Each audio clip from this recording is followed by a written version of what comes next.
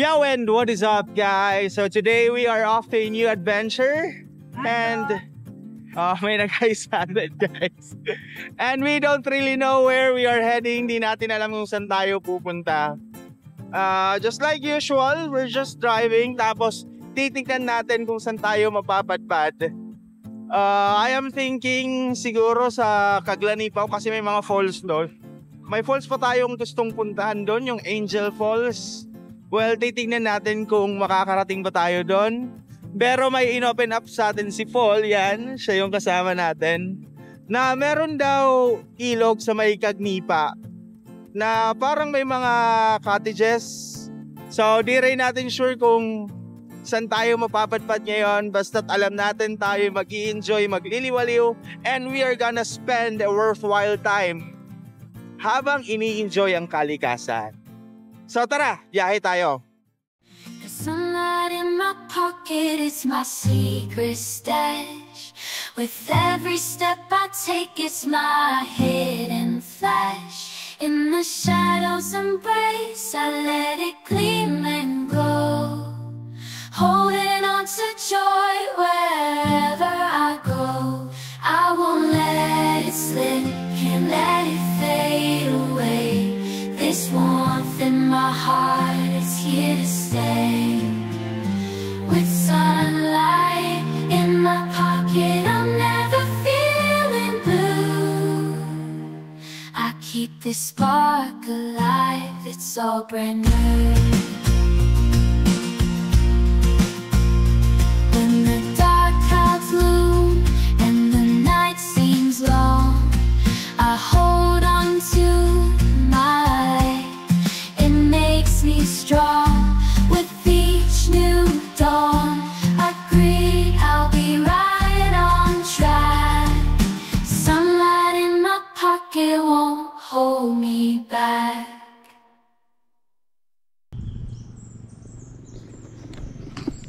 And guys, while driving, eto nga, napahinto tayo dito sa Barangay San Joaquin sapagkat may beach tayong ini-explore dito. Ewan ko kay Paul, pinahinto lang tayo sa gilid.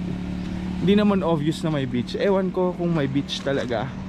But heto, you can see a bunch of big rocks here. Tapos, so may daanan talaga. So yun nga, parang may beach nga talaga. So we're just exploring. We are unlocking new places. Nakakatuwa lang.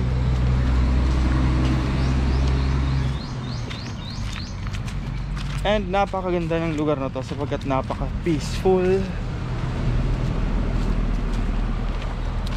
Wow. So guys, so napakaganda ng spot na to guys sapagkat medyo tago siya tapos walang signage. So tara, explore natin yung area to. Sa isang di inaasahang sulok sa tabi ng daan, tinatago ng mga halaman ang isang lihim. Isang natatanging dalampasigan ang ating nadatnan. Ngunit hindi ito karaniwang buhanginan, sapagkat bukod sa buhangin at malawak na karagatan, ay may malawak na tipak rin ng bato na animoy bahagyang nakalutang sa dagat. Ang bawat hakbang ay isang pagtuklas. Ang bawat tanawin ay isang sorpresa. At ang katahimikan at ang natural na kagandahan nito ay nagbibigay inspirasyon na hanapin ang mga nakatagong yaman sa ating paligid. Na ang tunay na mga perlas ay madalas nagtatago sa mga simple at hindi inaasahang mga lugar. So guys, nandito tayo ngayon sa beach. Tapos parang may mga bato na kumakalat papunta doon. At sa dulo doon guys, medyo kantilado pero hindi naman masyadong malalim. Tapos eto yung nasa harapan natin ngayon, di ba? So napakaganda, super relaxing lang. Tatambay lang tayo dito ng saglit tapos didiretso na rin tayo ulit sa biyahe.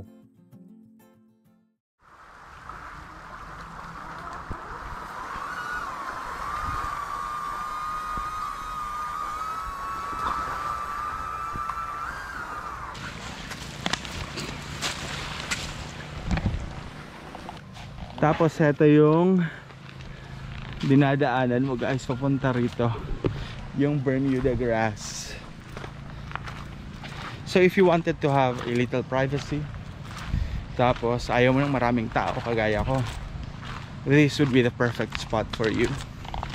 Tapos sa gilid lang siya ng kalsada. Driving down a dusty road, we're free. Empty highways hold our mystery. Windows down, the breeze caress my hair. Tomorrow's sunrise lighting up out there. Tagpira ini? 25? Ano di? 15. Sige, di nalaman daw.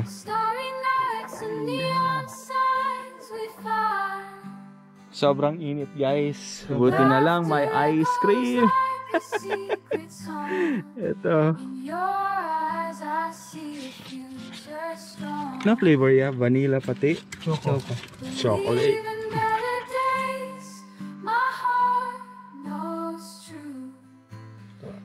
Wow. Thank you. Salamat. Bye-bye.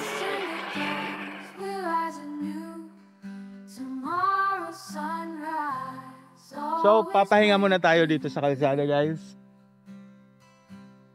Kasi ice cream muna. Chasing dreams and leaving doubts behind.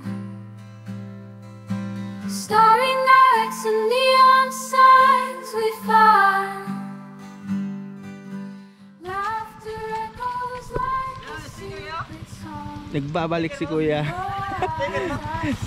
Sige yan, kita mo kung may pa. So bumalik si kuya para mahingi ng stickers. Nako, tignan natin kung may sticker pa tayo.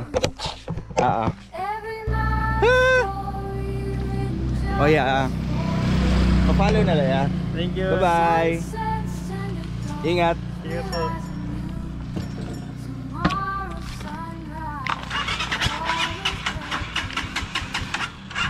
Ayaw pa mag-start guys.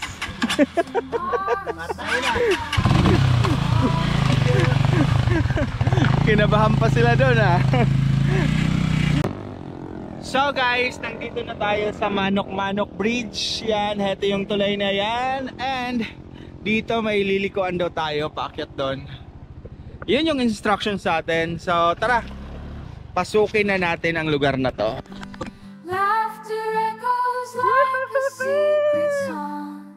In your eyes I see a future strong. Believe in better days, my heart knows true. Every night a story written just for you. Sunsets and at dawns will rise anew. Tomorrow's sunrise always breaking through. Tomorrow's sunrise always breaking through. So guys, eto yung problema natin. Ay nako, alam nating papasok ano. Kaya lang, eto, sumanga yung daan. So basically we do not know kung saan tayo pupunta. But I think we really need to trust our instinct. Sabi sir, ano sir? Sabi, batas mo daw. Pero mukhang magandang bumaba guys oh. Anyway, pwede naman tayong bumalik eh. So try nating papapa.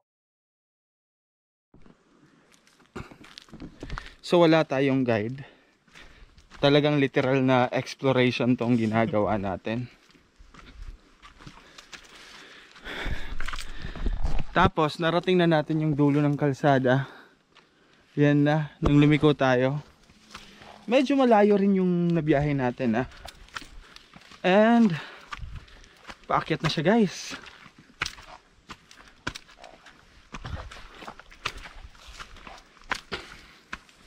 And we hope na sana tama yung rutang tinatahak natin. Kasi kapag hindi, Babalik na naman. Hindi na sir. nabati ka? Ada-ada. Sigbo na mga. Ha? Sigbo. May again eh. May umulan na. Yun na yan. Ha? Yun na ata yan eh. Parang na. Nabatag ko na. Rinig nyo yun guys? Ha? Hay! Tapos, may sanga na naman yung daan guys. May isang papunta dito, isang papunta doon. So, saan tayo? Parang dito sir eh. Sige, dyan tayo. Sige, dito tayo sa kabila. Ay. Ito yung nakakatuwa kapag ano, Hindi mo alam yung lugar. first time natin sa lugar. We really don't know what to expect. So kapag mali yung tinatahak natin ngayon, babalik tayo, pupunta tayo sa kabila.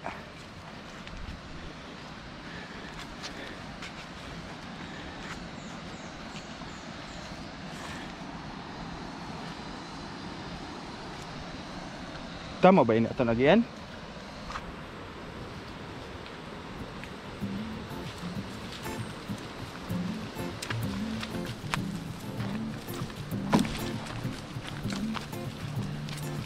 Wala, nagsikarayo naman kitpol. Bang hindi doon usang agi ah. Ano ba tong pinapasok natin guys?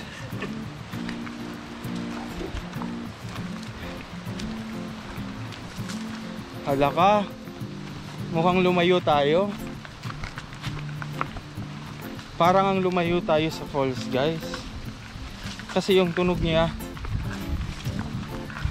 Hala, mukhang maling daan yung tinahak natin guys.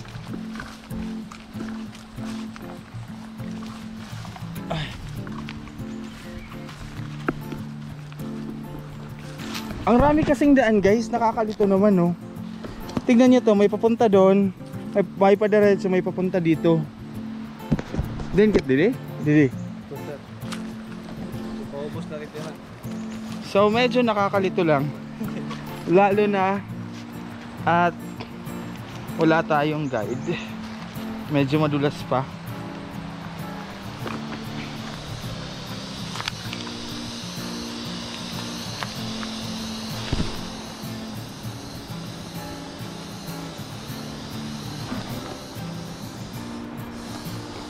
Huhuy!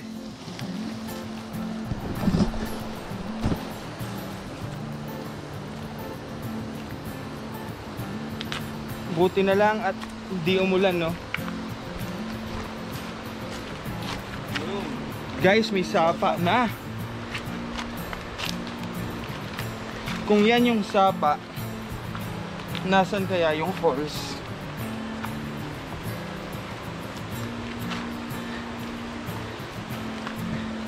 Alam nating may falls dito kasi yun yung nabasa natin sa Facebook. Pero di natin alam kung nasan. Yan. Eh yung falls sa Igbaw? Anay? Lalagay ko lang mga gamit ko sa bag, baka mabasa. Ito yung adventure. Walking down this endless road of dust and dreams. Shadows whisper doubts, they say life's not what it seems. But there's a light in the distance glowing just for me. Hope's a fragile flame I keep close and free. Balancing on the edge where doubt meets bright. Every step's a dance between the dark and light. One moment I fall, the next I rise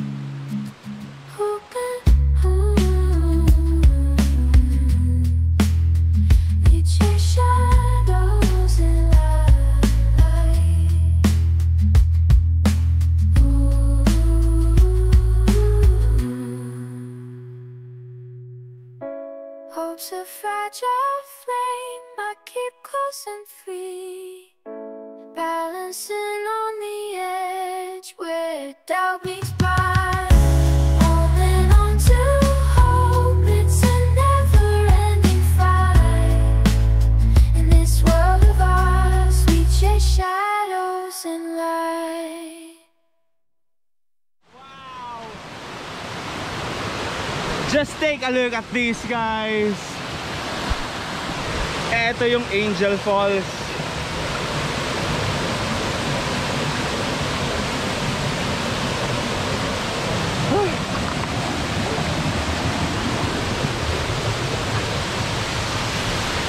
Look at that view.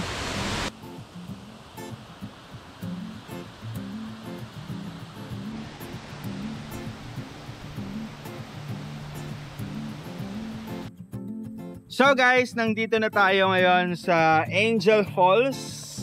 Well, sana ito yon sapagkat di rin kasi namin alam guys kung tama ba yung dinaanan namin. Thus, hindi rin namin alam kung ito nga yung falls na so-called Angel Falls. Pero, sa tingin ko ito yon. Wait lang.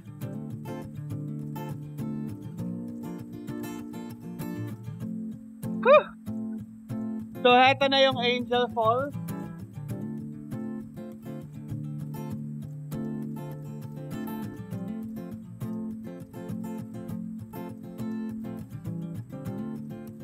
Well, sa tingin ko ito yung Angel Falls sapagkat kung mapapansin natin, parang may dalawang formation ng water na parang pakpak siyang nakasirado ng isang anghel, di ba?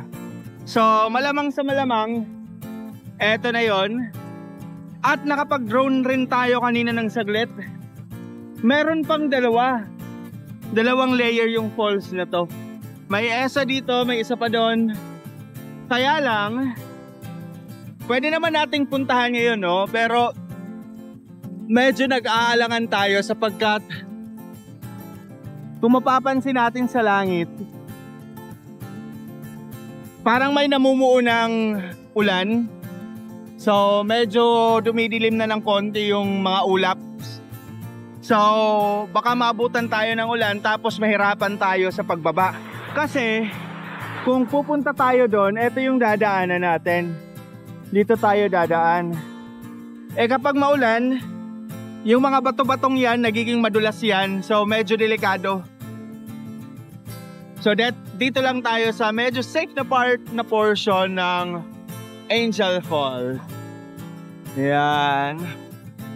Yung maganda sa spot na to guys, is that malilim yung fourth part na to. Tapos mapuno, may mga malalaking bato. Pwede ditong mag-tent, pwedeng maglagay ng mga hammock, pwedeng matulog, mag-camping. So, kaya lang medyo malayo siya. Or baka mali lang talaga yung dinaanan namin kasi nag-ilog-ilog pa kami doon eh. Inakyat pa namin yung sapang to. Tapos duda ko, baka daanan yan. Kasi may nakikita tayong opening doon. Baka yun talaga yung daanan. So anyway, narito tayo sa kalikasan. Napakagandang pakinggan ng tunog ng tubig. Hi, very relaxing lang.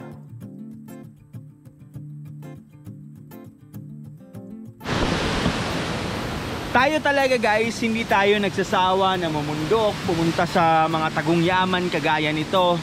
Sapagkat we are always amazed na makakita ng ganda ng nature, yung formation ng mga bato, ng tubig. Yun talaga yung parang nag-fuel sa atin. Somehow tinatanggal no yung stress natin sa trabaho. Tapos, ang hirap kasi kapag nagiging routine lang yung nangyayari sa week natin. Medyo, alam nyo, ako rin kasi yung taong hindi pumipirmi sa bahay namin. Sapagkat, ewan ko ba, di ko rin alam sa sarili ko na parang nasistress tayo kapag wala tayong ginagawa. Sumasakit yung likod natin, yung ulo natin. Kaya, outgoing talaga tayo. Gusto talaga nating yung palaging gumagalaw, palaging kumikilos. Well, that's a good thing naman sapagkat we get to experience a lot of things. At while experiencing those things, marami rin tayong natututunan at nalalaman sa buhay. So we are just grateful that we have the freedom na kaya nating gawin ang lahat ng kaya nating gawin. At yun, masaya lang, masaya. Lalo na kapag ganito, we find peace and happiness in places like this. And nag-i-enjoy rin naman tayong kumuha ng mga videos, gumawa ng vlog kagaya nito.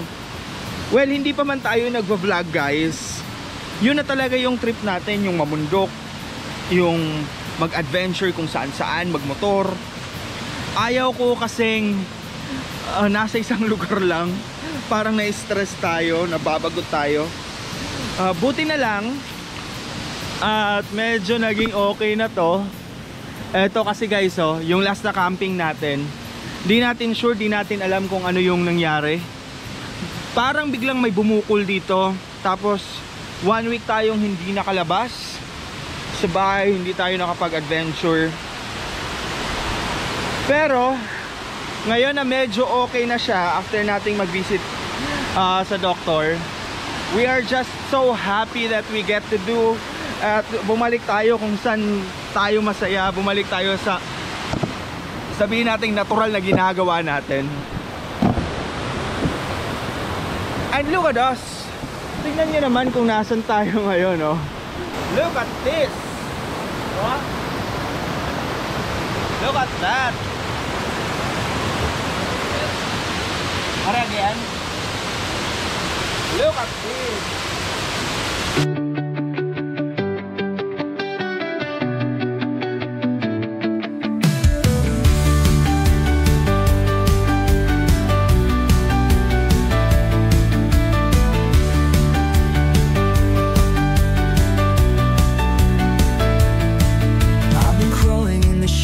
Waiting for the day, chains around my heart, but I knew I'd break away. Felt the weight of doubt, tried to pull me down, but I was never meant to stay on the ground. Now the wind is calling, feel it in my veins. No more fear, no more chains. Took the fall, learned to rise. Now I'm looking at the open skies. I was born to fly higher than the sun.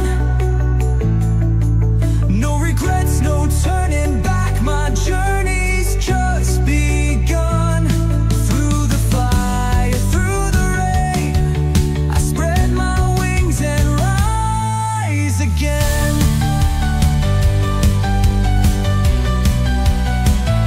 I've seen the storms, I've walked through fire, but every scar just took me higher.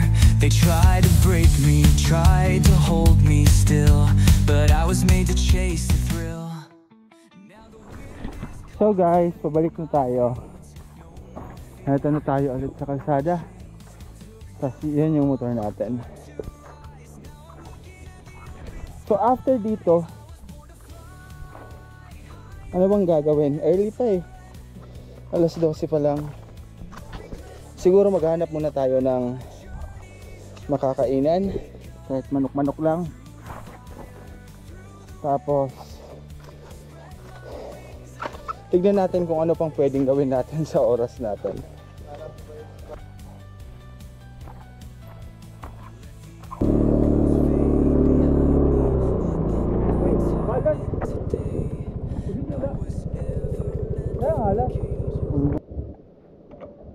Buhay pa?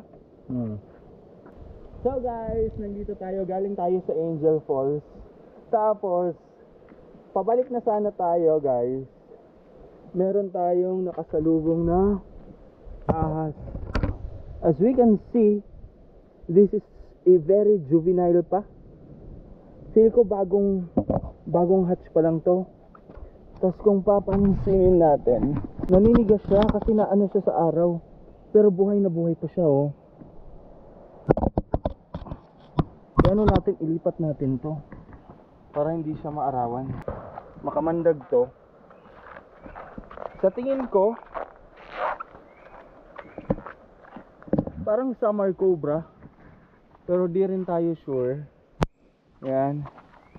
Lilipat natin siya sa malilim.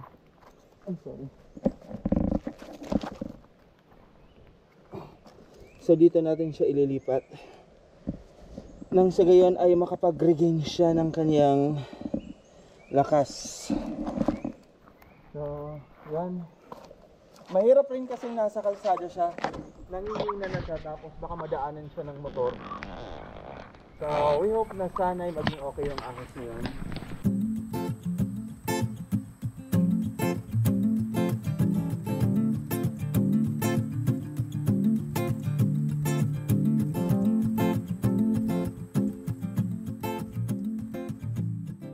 Right now guys, naghahanap tayo ng makakainan. Kasi di tayo nakapagbaon. Yun naman talaga tayo kapag may lakad tayo, di tayo nagbabaon.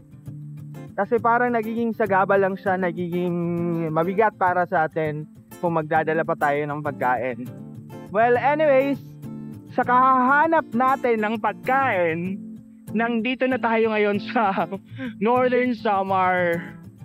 So, nasa San Isidro tayo ngayon at naghahanap tayo ng Crazy Crunch or Crispy King. Wow! Tapos may magandang spot dito guys, sa likod lang ng tulay na yan. Masarap dyan magbumad mamaya. Pero, yung utak natin ngayon ay nakafix sa pagkain sapagkat aanhin natin ang ganda kapag gutom yung ating mga tiyan. Well, may baon naman tayo, mga chips. Kaya lang, iba talaga pagkanin. So guys, nasa tulay na tayo. Wala pa rin tayong mahanap na na makakainan. Ano ba yan? So panaytingin tayo sa gilid ng kalsada kung may karinderya ba. O kahit ano na lang. Pero wala pa rin tayo. Nasa ng parafe na pa to. Diba? So nasa Palanit na kami guys, pero wala pa ring kainan. Tignan nyo naman, wala talagang kainan kasi kung mapapansin ninyo, puro mga puno-puno lang yung nasa gilid. Well, sana makahanap tayo ng pagkain kasi wala pa tayong kain. Chips lang yung kinain natin. Kasi after kain, doon tayo magliliwaliw ulit. Driving down that highway, the wind in my hair. I got them highway blues, I just don't care. The road stretches out, full of mystery and thrill. Ain't no destination, just a hunger to fulfill. Guitar wailing like a siren's cry, strum those strings till the pain runs dry. The rhythm pounds like a heartbeat in my chest. I'm on that highway where my demons rest. Oh, highway blues, won't you set me free?